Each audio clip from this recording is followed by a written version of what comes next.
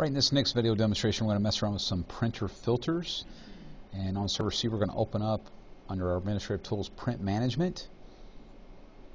And we're going to make a new custom filter that will show all of our paused first floor printers. And we're going to actually call this paused first floor printers for a name. And we do want to display the total number of items next to the name of the filter. Say next. And we are going to specify our logic here in our filter criteria as the queue status is exactly paused and the location is exactly first floor. And say next and finish. And so there's our first floor printers that are paused, and we have none in there because none of them are paused at the present. But let's go in there and let's pause our sales printer.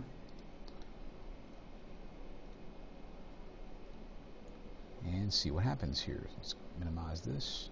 And now we see that it does match that criteria for our custom filter, and the sales printer is showing up. It is caught by the printer's pause condition.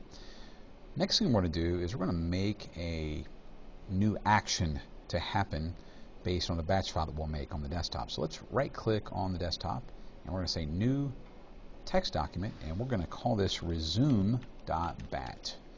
Get rid of that .text extension. Yes, we do want to change it, and we are going to go in here and use the appropriate name not name, but batch file.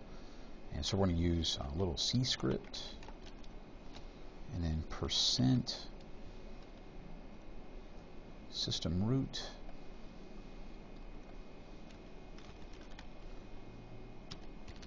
percent system 32, and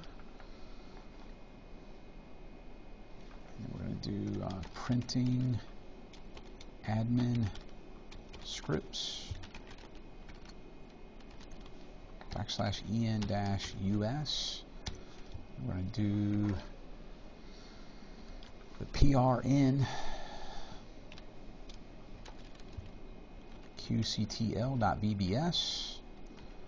We're going to do a -m to say unpause or resume, -s for the name of the printer. I'm sorry, not -s. We're going to do a -p for the name of the printer, and sales. And we're also going to put a pause at the end of this, just so when the script runs, we can see that it did run, and it did run successfully. So we're going to close out of this and say save. So we have this now. And if I go back here and I look see my printer, sales printer is still paused, still showing up in the queue, I'm going to actually go ahead and run this just to see if it works properly. Make sure I have my syntax in there correctly. Let's take a look and let this run.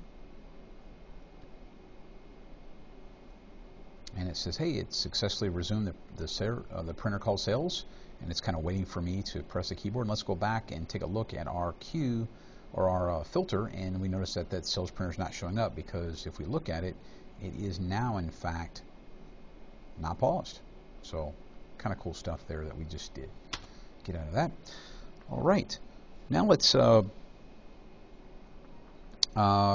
configure the paused first floor printer's custom filter to run that resume.bat file. So let's go in here and let's go to the properties of that custom filter. Let's do a notification of running that script. So let's browse. Let's go to our desktop, and there's our resume.bat file, and say OK. So pretty much what we're saying is that if something ever meets this criteria, that we want to run that resume.bat file to unpause it. So let's just play around with that real quick by going into our sales printer, and let's go back in and pause it.